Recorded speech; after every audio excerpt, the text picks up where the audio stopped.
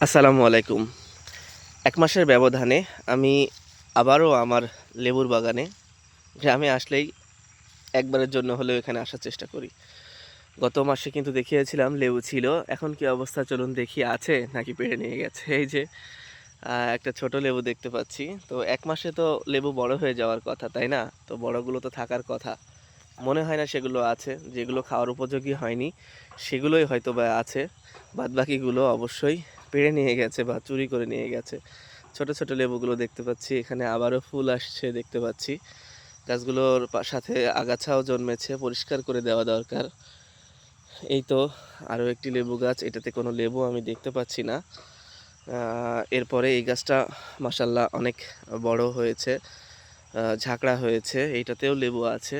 তবে যেসব লেবুগুলো দেখছি আমি জানি না যে ওই লেবুগুলোই কিনা ১ মাসের ব্যবধানে এরকম আকার ধারণ করেছে নাকি সত্যি, সত্যি সেই যেগুলো খাওয়ার উপযোগী হয়েছে সেগুলো পেড়ে নিয়ে গেছে। এই গাছটাতেও কিন্তু লেবু ছিল। এই যে এখনও আছে।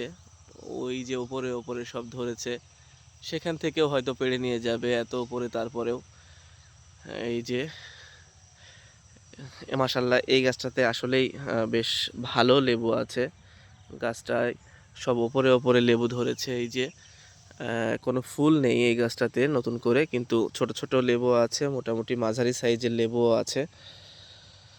এরপরে এই গাছগুলো অনেক সুন্দর, ঝাঁকড়া মাশাআল্লাহ। এই গাছটাতেও মাশাআল্লাহ ভালো লেবু আমি দেখতে পাচ্ছি। এই যে থোকায়, থোকায় লেবু ধরে আছে এখানে অনেকগুলো।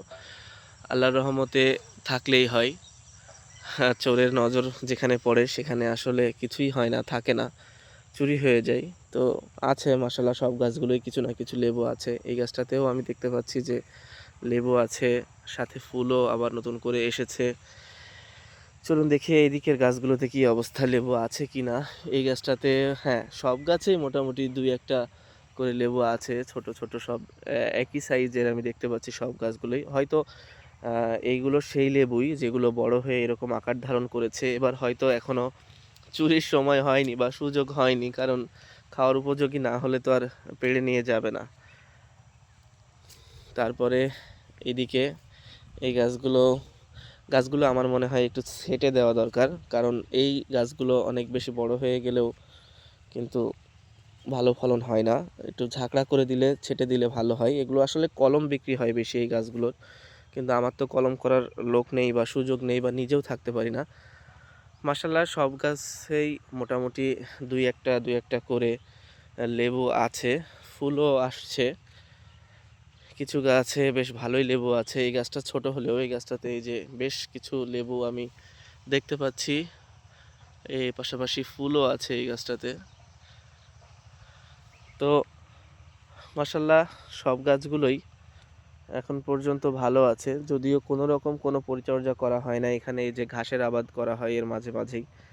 তো এর মাঝে, মাঝে গাছগুলো সেই ঘাসের আবাদ বলেন বা অন্য আবাদ বলেন, সেখান থেকে যতটুকু পরিমাণে সার, কীটনাশক বা অন্যান্য যা কিছুই পাই না কেন সেখান থেকে সংগ্রহ করে টিকে আছে। তো লেবু না পেলেও আমি এখনও আশায় আছি হয়তো কোনো একদিন পাবো। দেখি মানুষ কতদিন খেতে পারে, কতদিন তাদের লাগে। এই যে লেবুগুলো ধরে আছে, আসলে ভালো লাগে নিজের হাতে লাগানো জিনিস, নিজের তৈরি করা জিনিসে যখন ফল আসে, ফুল আসে, তখন কিন্তু একটা অন্যরকম ভালো লাগা, ভালোবাসা কাজ করে। কিন্তু আমার দুর্ভাগ্য আমি এখন পর্যন্ত এখান থেকে কোনো লেবু বাড়ি নিয়ে যেতে পারিনি, খেতে পারিনি। তো যাই হোক, এখন ভালো আছে গাছগুলো, কারণ আগের লেবুগুলোই আছে। নতুন করে লেবু এখনও বড় হয়নি আর কি, যার কোনো চুরিও হয়নি। জানি না কতদিন থাকবে এই লেবুগুলো। আমি ভিডিও দেখাই, সেই চোরও দেখে কিনা জানি না। যাই হোক, সবাই দোয়া করবেন যেন এখান থেকে কিছুটা হলেও আমি আমার বাড়ির জন্য বা আমার জন্য নিতে পারি, খেতে পারি। অন্তত মনে একটা স্বস্তি পাবো যে হ্যাঁ, নিজের কষ্ট করে গাছগুলো নিয়ে এসেছিলাম, তার থেকে ফল পেয়েছি বা খাচ্ছি। এই গাছগুলো আমার মনে আছে। আমি অনেক দূর থেকে, আমার বাসা হচ্ছে ফিলিপনগর ইউনিয়ন। আমি অন্য ইউনিয়ন যে ডাংমরকা, যে ওখান থেকে কলমগুলো সংগ্রহ করে ভ্যানে করে কিনে নিয়ে এসেছিলাম ২০টা চারা, সেখান থেকে লাগিয়েছি।